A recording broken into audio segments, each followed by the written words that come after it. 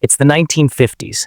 A truck rumbles down a dusty American highway, its cab towering over 12 feet tall, like something ripped straight out of a sci-fi blockbuster. This isn't just any truck. This is the Corbitt D600, America's most unusual truck ever built. Now imagine a sleeper bunk jammed under the windshield, inches from a roaring diesel engine, or a cab so wild it could seat an entire crew. For decades, this mechanical oddity was shrouded in mystery, a forgotten relic of a bygone era. But today, the secret's out.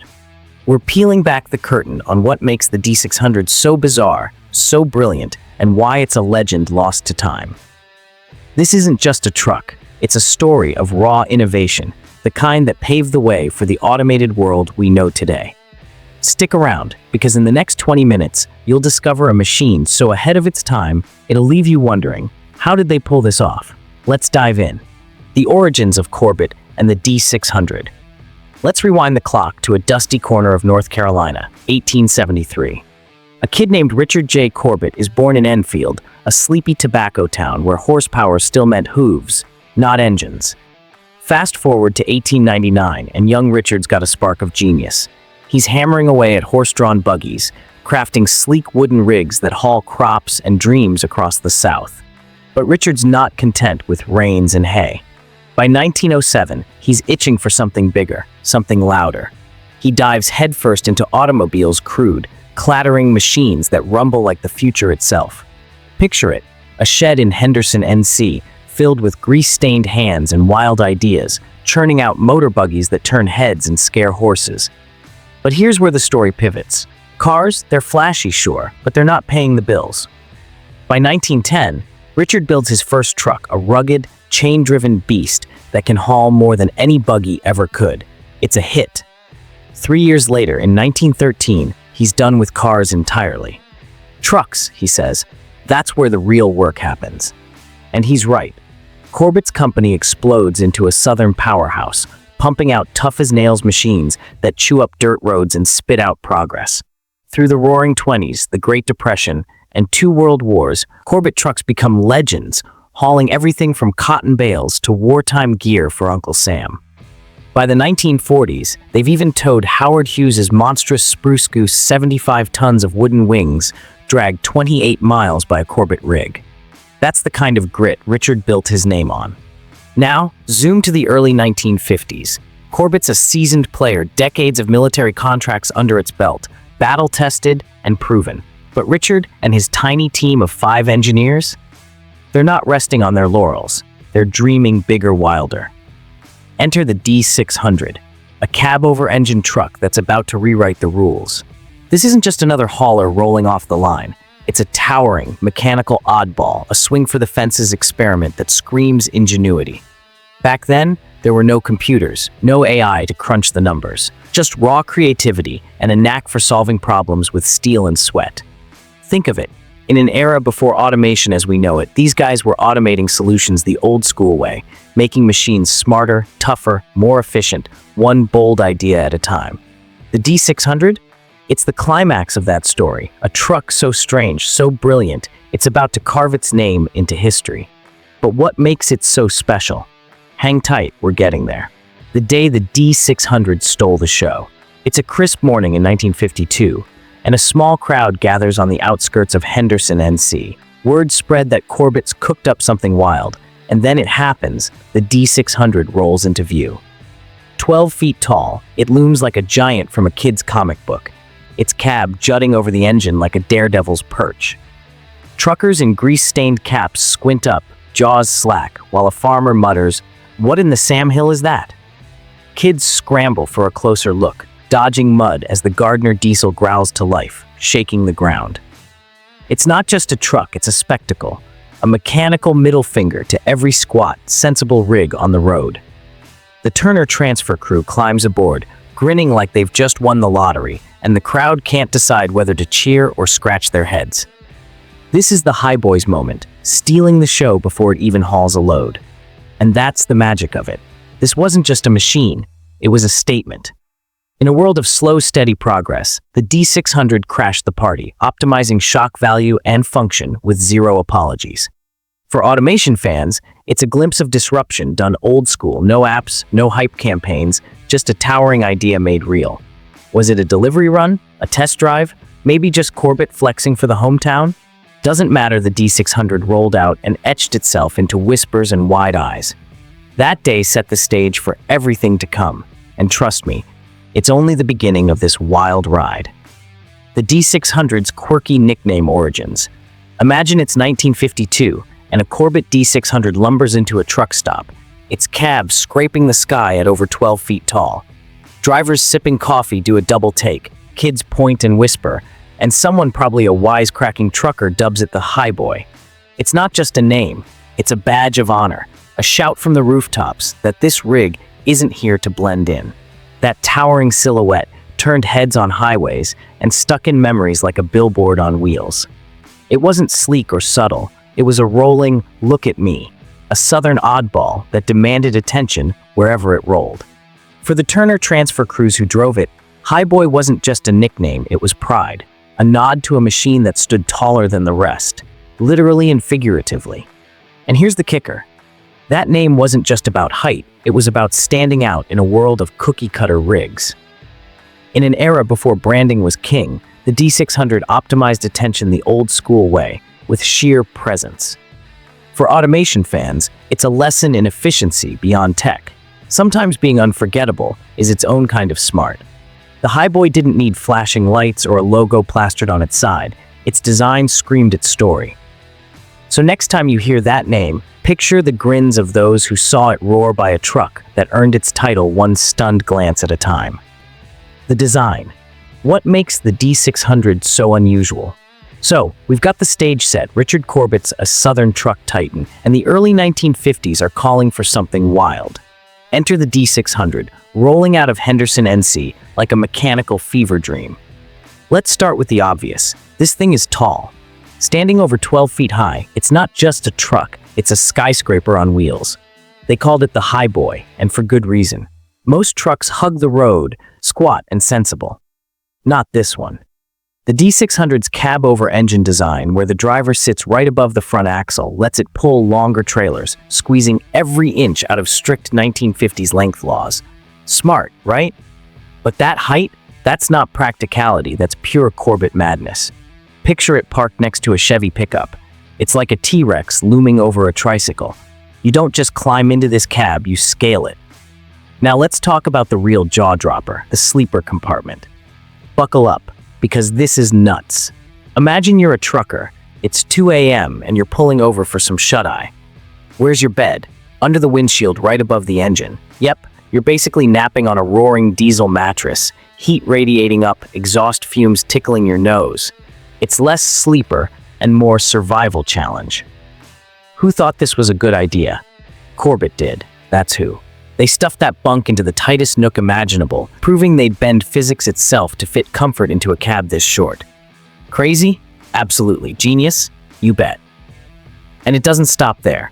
Open the door well, climb up and open the door, and you're greeted by a cab that's more like a living room. A massive bench seat stretches across, big enough for 4 or 5 burly guys to pile in, shoulder to shoulder. This wasn't a solo driver's rig. It was built for crews tough as nails haulers dragging oversized loads across state lines. Think giant machinery, steel beams, stuff that make a normal truck groan. The D600 didn't just carry cargo, it carried the whole team, like a rolling command center. Under the hood, or under the cab, technically it's got another surprise. A British Gardner diesel engine. Not a Cummins, not a Detroit, none of your typical American muscle. This was a rare, imported beast, picked for its efficiency and grunt. Corbitt wasn't messing around. They wanted power that could move mountains without guzzling gas like a frat party. It's a bold flex, slapping a foreign engine into an American icon, and it screams confidence. Here's the kicker. They didn't mass-produce this thing. Only about 10 D600s ever hit the road, each one custom-ordered for Turner Transfer, a North Carolina outfit that hauled heavy machinery like it was their religion. This wasn't some assembly line job, it was precision engineering, built to solve a specific problem with surgical accuracy. And that's where the automation angle kicks in. Long before computers ran logistics, the D600 was an early masterclass in optimization, maxing out space, boosting crew comfort, and hauling monster loads with zero waste. It's like Corbitt took a slide rule and a crazy idea and said, let's reinvent the wheel literally. So is it unusual? Oh yeah. But brilliant? Stick around because we're just getting started. The British engine controversy. Now, let's talk about the heartbeat of the D600, a choice that raised eyebrows and maybe a few fists. Corbitt didn't go with a Detroit diesel or a Cummins, the American giants of the day. Nope, they reached across the Atlantic and pulled in a British Gardner diesel engine. In the land of stars, stripes, and V8 swagger, that was heresy. Picture the scene. A Turner transfer driver pops the hood, and some grizzled mechanic snorts, "What's this limey nonsense doing in here?" But here's the twist once that Gardner fired up, smooth and steady, out-hauling louder, thirstier engines, the grumbling turned to grudging respect. It was a bold move, quiet power over brute force, efficiency over tradition, and it paid off. Why'd Corbitt do it? Because they weren't afraid to pick the best tool for the job. Borders be damned. That's optimization at its core, an automation mindset before the word was cool. They wanted a truck that could lug monster loads without guzzling gas like a frat party, and the Gardner delivered. It's a little controversy that tells a big story. The D600 wasn't just weird on the outside, its soul was a rebel too. So while the purists might have sneered, the results shut them up, a British heart in an American icon, proving innovation doesn't care where the map points. The secret revealed, why it's a legend. Alright, we've climbed the Highboy's ladder, peeked into its bonkers sleeper, and marveled at its crew-hauling cab. But you've been patient, and it's time for the big reveal. So what's the secret behind the Corbitt D600? Was it just a freak of design, a wild one-off stunt? Nope.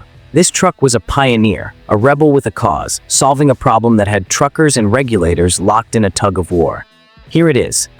The D600 cracked the code on fitting a sleeper into a cab so short it shouldn't have been possible, all because of some crazy strict laws in the 1950s. That's right, this towering oddball wasn't just weird for kicks. It was a game changer. Let's set the scene. It's the early 50s, America's booming, highways are buzzing, and truckers are hauling everything from steel to soybeans. But there's a catch. The US government's got these ironclad rules: total truck length, capped at 55 feet, trailer length, maxed out at 45 feet. That leaves a measly 10 feet for the cab and engine. Operators are screaming, "We need longer trailers for bigger loads." But the law says no dice. So what do? You shrink the cab, make it tighter, leaner, meaner. Problem is, truckers still need a place to sleep on those cross-country runs. Enter Corbitt, stage left, with a wild grin and a wrench in hand. Their solution? Pure engineering sorcery. They didn't just slap a bunk into the D600 like an afterthought. They reimagined the whole layout, shoved that sleeper under the windshield, stacked it over the engine, and somehow made it work in a cab shorter than a modern minivan. Picture the big dogs, Peterbilt, Kenworth, scratching their heads while this tiny North Carolina outfit runs circles around them. It's David versus Goliath, but with grease and gears. Corbitt proved you didn't need a corporate empire to outthink the giants, you just needed guts and a crazy good idea. That's the secret. The D600 wasn't a gimmick. It was a brilliant fix to a real-world puzzle, born from necessity and a refusal to back down. Fast forward to today, and this truck's a unicorn. Only about 10 were ever built, and just one survives, lovingly preserved by the Corbitt Preservation Association in Henderson, NC. It's a relic, a lone survivor from a time when bold ideas didn't need a focus group to get the green light. You can almost hear it whispering through the rust. I was here, and I mattered. And it did. In an era before computers ran the show, the D600 was automation in its rawest form, optimizing space, boosting efficiency, and keeping humans and machines in sync, all with nothing but steel, sweat, and a slide rule. That's why it's a legend, not just for what it was, but for what it dared to be. And trust me, its story's not over yet. The drivers who tamed it. Meet the unsung heroes of the D600 story, the drivers who climbed into that towering cab and made it sing. These weren't your average lone wolf truckers, they were crews, bands of brothers with calloused hands and steel nerves, hauling heavy machinery for Turner Transfer like it was a calling. Picture 5 guys crammed onto that massive bench seat, laughing over the rumble of the Gardner diesel, swapping stories while the sleeper bunk overhead baked in engine heat. They weren't just moving cargo, they were taming a beast, wrestling a 12-foot-high oddity down winding roads with loads that make a modern semi tremble. These were the kind of men who'd sleep inches from exhaust fumes and call it a good night, tough, fearless, and a little crazy. For them, the D600 wasn't just a truck, it was a partner, quirks and all. They were the human software, adapting to a machine that demanded as much grit from them as it gave in return. In a way, they automated the chaos, mastering a rig that defied convention to get the job done.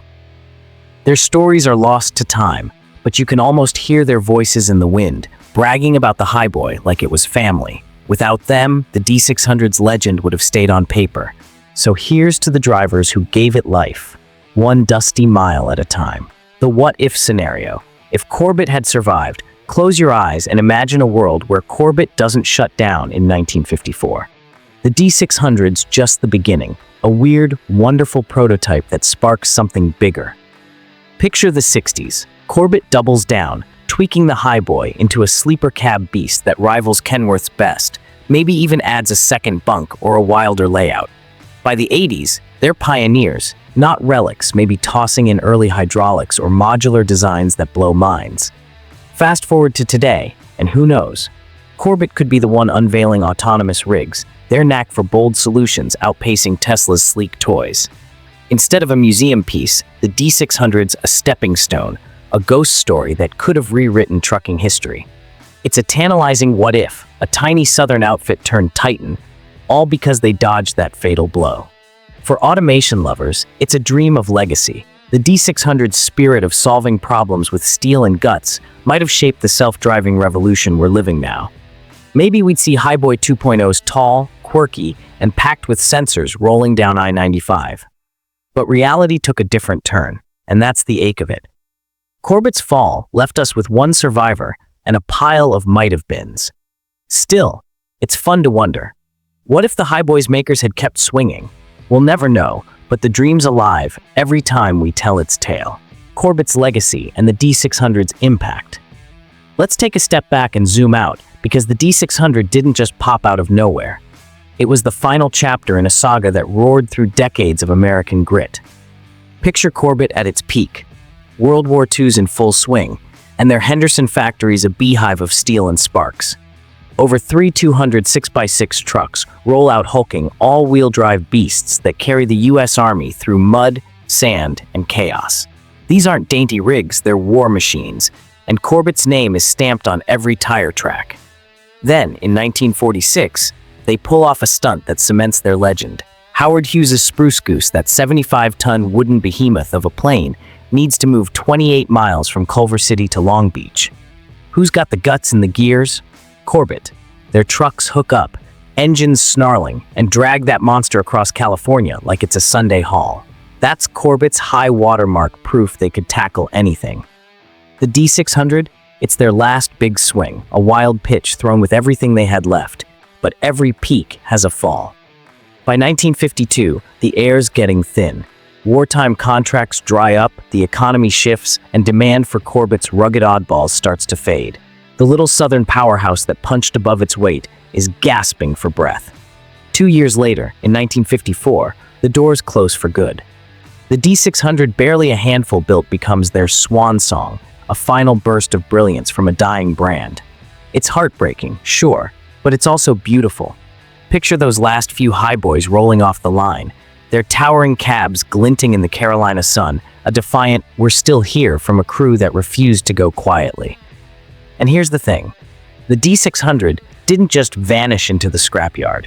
Its DNA lives on. That sleeper bunk crammed under the windshield? It was a sneak preview of today's sprawling cabs, those plush, home-away-from-home setups truckers love. Corbitt showed the world that necessity could spark invention, that a tiny team with big ideas could rewrite the playbook. Sound familiar? It's the same spirit automation fans geek out over, solving problems with whatever's on hand, no fancy tech required. The D600 was a seed, planted in the 50s, that bloomed into the rigs we see today. Thankfully, the story doesn't end in rust. The Corbitt Preservation Association steps up, a band of diehards who can't let this legacy fade. In 2015, they opened a museum in Henderson, NC, a shrine to Richard's vision and every truck he built. The crown jewel? That lone surviving D600, standing tall like a grizzled warrior, scars and all. It's a time capsule, a testament to what Corbitt stood for. And here's the kicker for us automation buffs. Today's self-driving trucks, those sleek, sensor-packed marvels, owe a quiet nod to pioneers like Corbitt. Back then, they automated workflows with steel and gears, not code and cameras.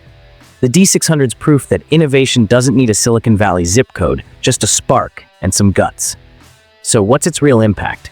It's a reminder. The past built the future, one highboy at a time. The D600 versus its rivals. Stack the Corbitt D600 against its 1950s rivals, and it's like pitting a peacock against pigeons. Take a Mack B61 low, tough, reliable, or a Peterbilt 281, all chrome and classic lines. They're the sensible stars of the highway, built for the masses.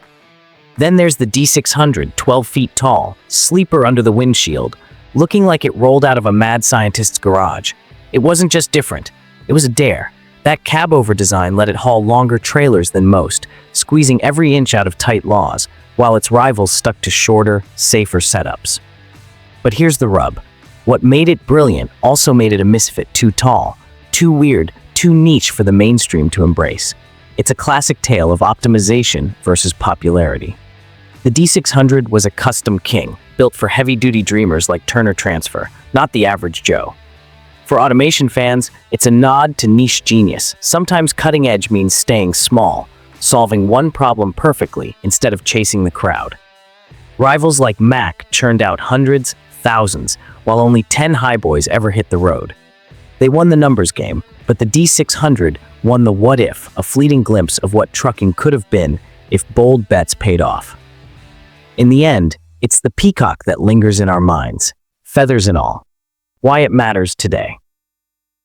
So here we are 20 minutes deep into the wild ride of the Corbitt D600. We've scaled its towering cab, peeked into that insane sleeper bunk, and traced its journey from a southern workshop to a museum relic. But why does any of this matter today? Well, let's peel it back. The D600 isn't just some dusty old truck, it's a lesson carved in steel.